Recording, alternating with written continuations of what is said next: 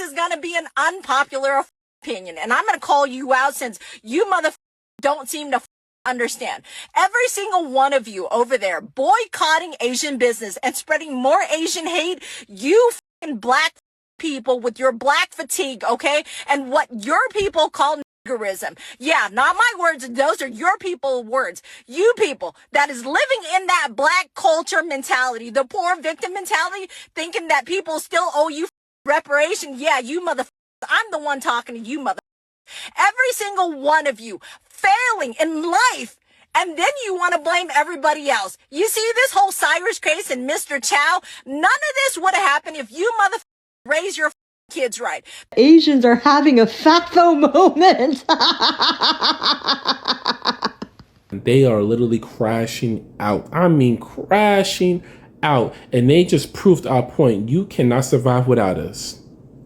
They cannot survive without black people, okay? So let me just sit with this for a second, because what she said is wild. She's literally defending a situation where a 14-year-old kid got shot in the back running away from someone. And her response is to attack black people? For what? Wanting to keep their money? A child is dead. Instead of acknowledging that weight, she comes on here with that energy like black people are the problem. Like they are the one to be blamed. Let me be real with you. The fact that she's this upset about boycott, a peaceful boycott, tells you everything you need to know about what is actually going on here. I have put together a bunch of clips of black American brothers and sisters trying to respond to what that Asian woman was saying.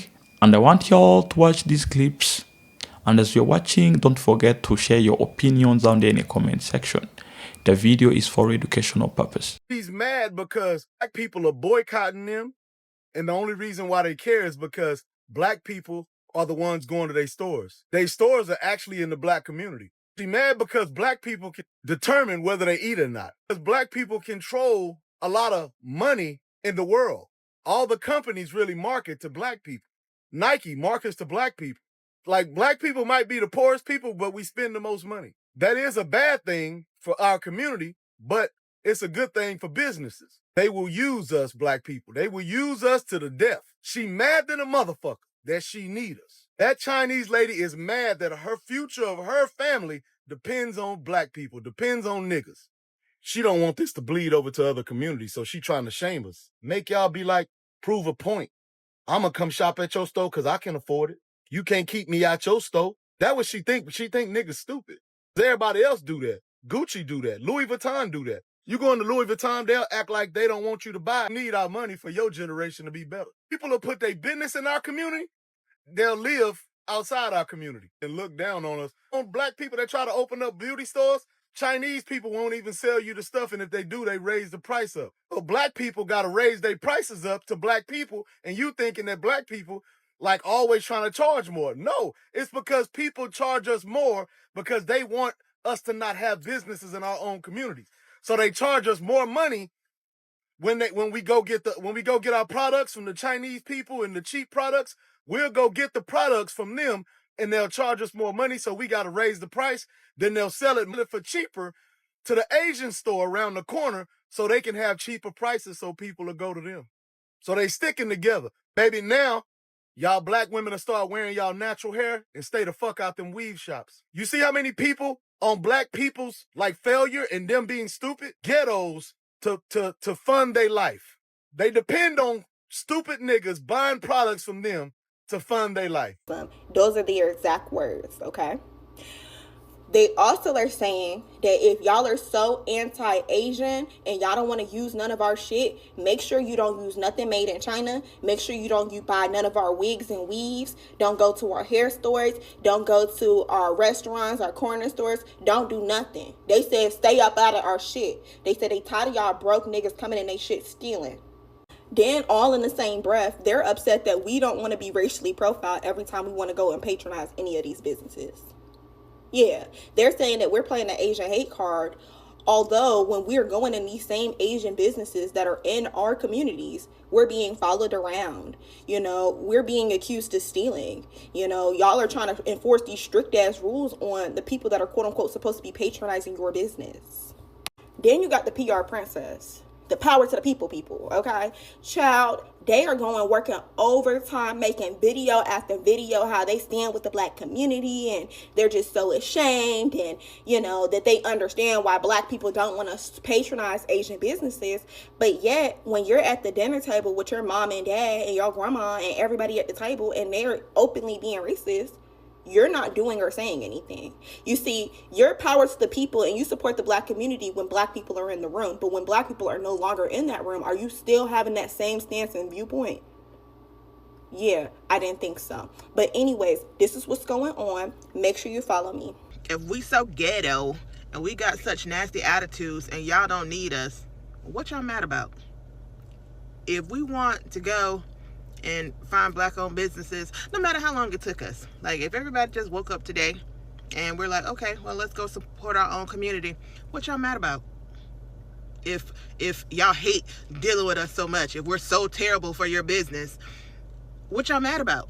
Like, if you so happy that black people want to boycott Asian businesses and we don't want to use those services anymore, we're now looking for more services in our own community, why are you mad if it don't matter? If you don't give a you don't clearly want black Americans to boycott Asian businesses, clearly, because you wouldn't have made this video.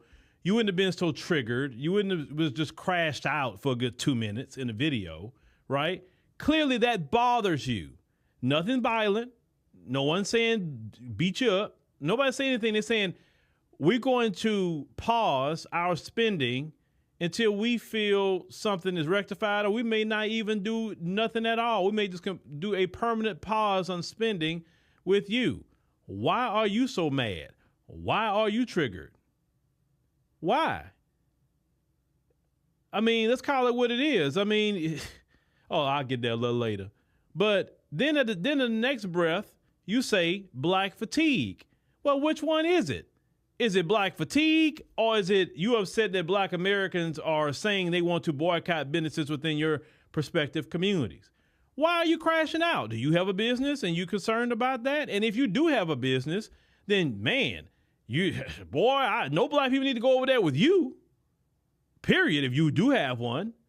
I mean, you can't get mad that black people want to boycott and then say black fatigue in the next breath. And then the one word that I had to cut out, she had said the N-word, actually. That's one word I had to cut out. So you're using the N-word in this particular crash out. You're mad that black people want to boycott or are actively boycotting. But then you want to say black fatigue in the N-word. That doesn't make sense. That doesn't even make any kind of sense. I want you, but I don't like you. And that's really what it is. I want your black dollars, but I don't like black people. And black people got to get some self-respect in ourselves to say, if you don't like black people, you don't like black dollars. You don't get black dollars and don't like black people. That is a us problem, because there's been too many us off code for years. And I said this in the video earlier today. I'm going to repeat what I said.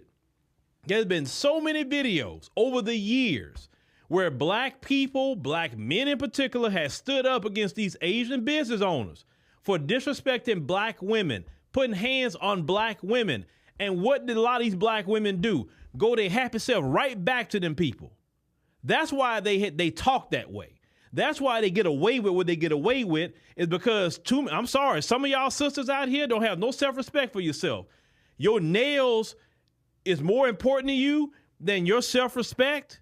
Your hair products is way more important to you than your self-respect. We've seen it way too many times. And they do have black women that have nail salons, and they have black women that have beauty salons. Matter of fact, I just went to a black beauty supply store, the other day. Matter of fact, the sister recognized me from the like, with all the slurs and disrespects towards the black American community, when the world think of you as being scammers, Cambodia, that's Wall Street Journal. Your whole country, your entire country is producing criminals and scammers, according to Wall Street Journal. And then the Asian community disassociate themselves with y'all because they feel like y'all are a poor representation of Asians, right? They said that you're from disadvantaged backgrounds, that you're less educated than other Asians, you're criminals, you're gangbangers, and all that negative stuff, all that negative jazz, right? And for you to have the audacity to talk about anybody from the black American community or black American culture when your country in its entirety is viewed as scammers, right? is viewed as scammers. Nobody cares Cambodians. When Thailand was just putting BTA to those Cambodians, just unaliving them. Nobody reported on that. You're like, and for you to spew all these slurs when there's unlimited slurs about Cambodians from Asians, not non-Asians, from Asians. There's so much, you know what I'm saying, HATE towards Cambodians from other Asians, and for her to come out here and say this about black people, about black Americans, yeah, it's just the audacity for me, right? And there's no other, speaking of Asian businesses, there's no other community that have another ethnic group in their community and not hire them at that, right? Because Asians, they'll set up these businesses and not even hire black Americans. Boy, Cyrus did not deserve to lose his life like that, right? Cyrus did not deserve to lose his life like that. And you talking about isms, what about the Cambodian isms, right? When your community going to address that? Because according to the world, you're scammers. Black people said that they're going to boycott Asian businesses. And the crazy thing is, I have seen more Asian people come out in response to this versus a Chinese man chasing down a black kid 130 yards and somehow taking this kid's life with a bullet in the back without them really even ever explaining this part properly, right? That didn't bother or outrage anybody. But black people saying that we're going to take our black dollars back and we're not going to support Asian businesses did bother people. And this is exactly why black people are saying this. This is exactly why black people are saying that there is a lot of racism and anti-blackness in the Asian community. Because you guys did not have the time to even acknowledge that a man chased down a kid 130 something yards. Mind you, this person not being under the threat of danger, doing all of this for the accusation of stealing a bottle of water when the kid was not stealing at all. Taking this kid's life, but then you feel like you're entitled to have black business. You feel like you're entitled to have businesses within black neighborhoods while still being anti-black and or racist. Thus proving there is no allyship. Fuck about us. If you never liked us, you ain't never want us in that anyway. What y'all so mad about? Answer me that. They mad about that boycott. They real mad about that boycott.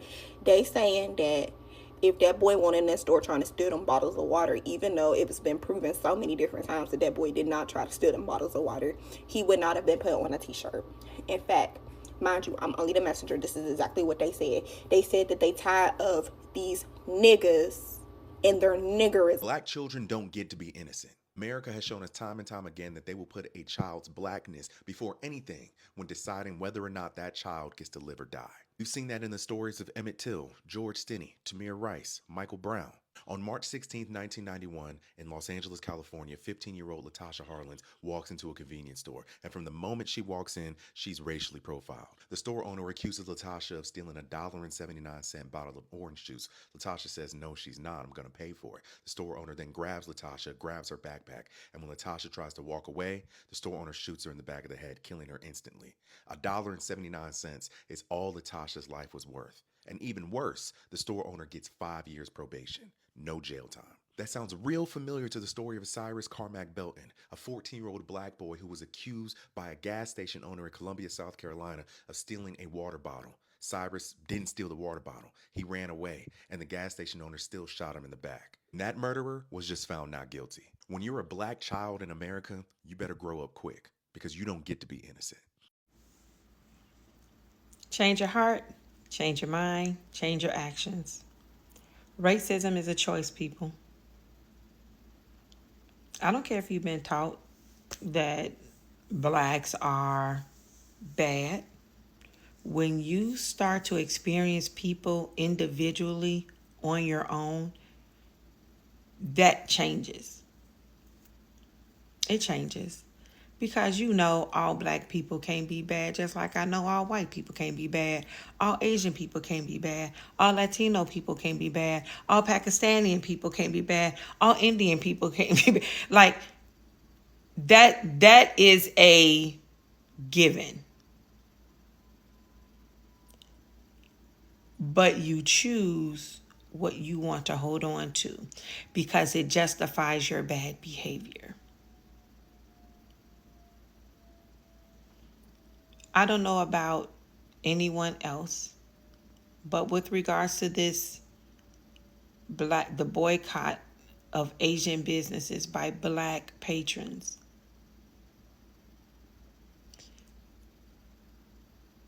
if you are so afraid to the point of murder or taking a life. If you're so afraid, why open a business in a community that you're that afraid of? I'm sure you've done the research. I live in the Chicagoland area, and I'm just curious as to if I am an Asian business owner who despises Black people, why would I then open up a Asian business or open up a business like a beauty supply, for example, in the middle of Inglewood? It's a very impoverished neighborhood. Why would I open up a business there? I don't even like these people. I don't even trust these people. Oh, because that black dollar, it means something. And that also tells me that it's worth the risk to you to open said business in that neighborhood. It's so much worth the risk that you would take it a step further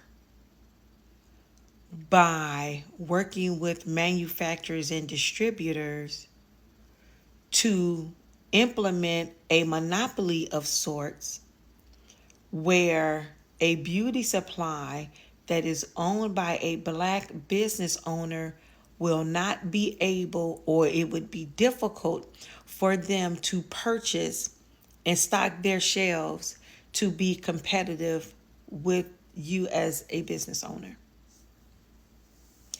And you want to know why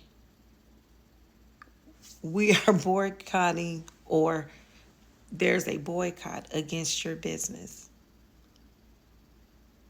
That's why. If you own a nail salon in a Black neighborhood and you don't employ not a Black nail tech, not a one, and even if you do, she's or he is so mistreated that they're forced to leave. I know that for a fact. I've seen Black techs get mistreated in the shop. I've witnessed that with my own two eyeballs. So it's these mom and pop shops, these small businesses that are going to hurt, because this dollar, this black dollar, is extremely powerful. And when we remove that from the business equation, that hurts your livelihood, literally. So change your mind, change your heart, change your mind, change your action through education, through respect, and through understanding. And that's how you get your business back up and running and off the ground in the Black community. Understand it. Understand why you are able to have a business and a Black business owner can't. In the same community, to do with the same thing, same business model. This is 2026. Doesn't take a rocket science to come up with a business plan. We have AI for that. So, yeah, we're not stupid. We're not dumb. We're not criminals. No more, no less than you or any other race is. Racism is a choice. Do better. It's official, man. The Asians is mad, man. I've never ever seen them go in on us the way that they going in on us now. They mad because our communities pulling their money out and taking their business elsewhere. I seen an Asian come online, man, and he said we won't have Chinese restaurants anymore. We won't have the little Asian markets anymore. And they said we won't have liquor stores anymore. My big question is, I'm not the smartest person in the world, so I've been told. But I didn't know that Asians owned the liquor. I didn't know that they actually made liquor. I've never actually bought a bottle of liquor that said made in Asia, made in China, made in Taiwan.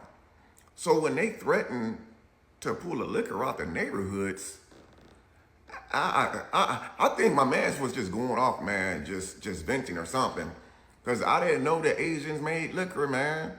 Like, what we gonna do if they pull the liquor? If Asians pull the liquor, man, now we know there's some things that we can't survive without, man.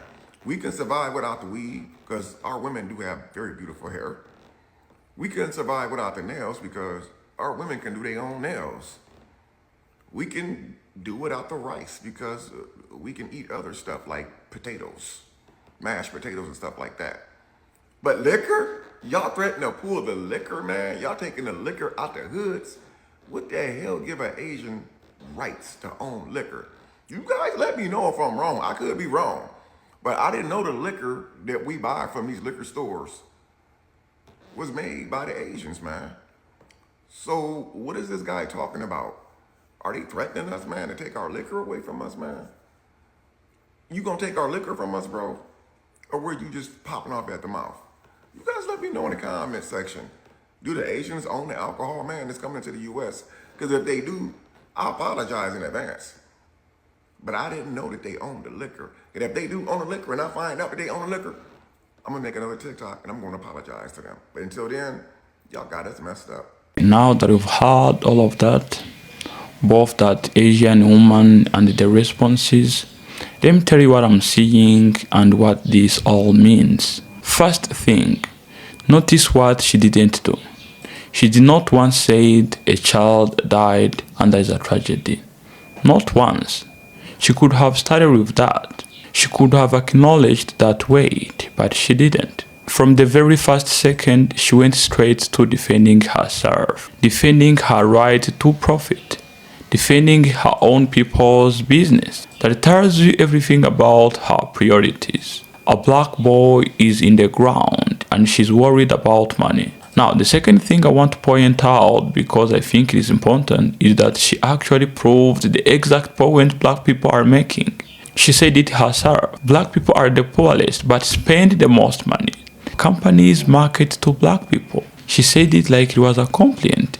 Like, how dare black people have economic power? But that is exactly what people are saying. Black people do have economic power, and they are choosing to use it differently now. And that is not hate. That is the strategy they are using to teach a lesson to all of these arrogant Asian Americans. And the fact that she's this upset about it, the fact that she made a video, the fact that she's calling black people out by name, that she's attacking black people's character, that proves the boycott works. If black people didn't matter economically, she wouldn't care. She would have moved on. She wouldn't even be thinking about the boycott. But she can't, because she knows that black dollars are what keep their businesses keep going. So she's panicking, and the panic looks like what we just watched. Attacking the people she needs, while also telling them to stay away. You can't do both. That is not logic. That is desperation. Now let me talk about something that really bothered me in those clips that were featured in this video. One of the creators blamed black women. He said nails matter more to them than self-respect. Why can't black women open their own competitive salons in their own communities? The answer is systemic. Asian suppliers have created a monopoly on beauty supply distribution. They won't sell to black entrepreneurs at the same wholesale prices. So a black nail tech has to charge more just to compete on a system designed to keep her out.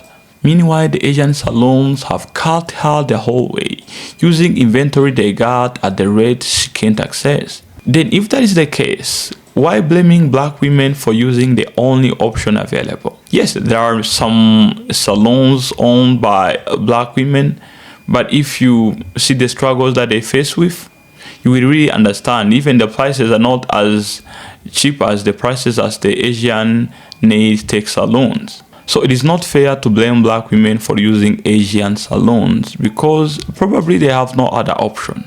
After watching that clip of that Asian woman, I was very interested in reading the comments that people were making on that video.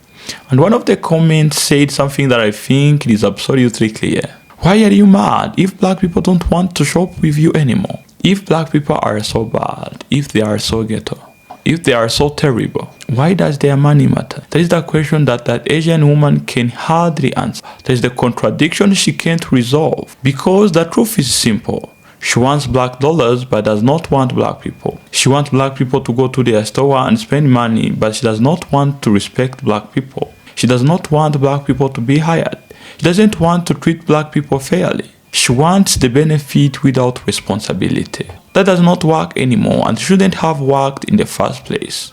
But black Americans are done now. The Cyrus situation blocked something. A child was murdered over an accusation that wasn't even true. But these Asian Americans, instead of sending apologies to the black American community, they're literally out there trying to profit how they need to keep benefiting from black people's dollars. As I said, it ain't happening anymore. And as you have seen it, black people looked at that and said, okay, so we are going to stop giving you our money. That is not emotional, that is rational. That is actually the most reasonable response possible. When you have a system where people come into black communities, extract wealth, don't invest in that community, don't hire from that community, and don't respect that community, and then that system is repeated across hundreds of businesses in hundreds of neighborhoods, that is a pattern.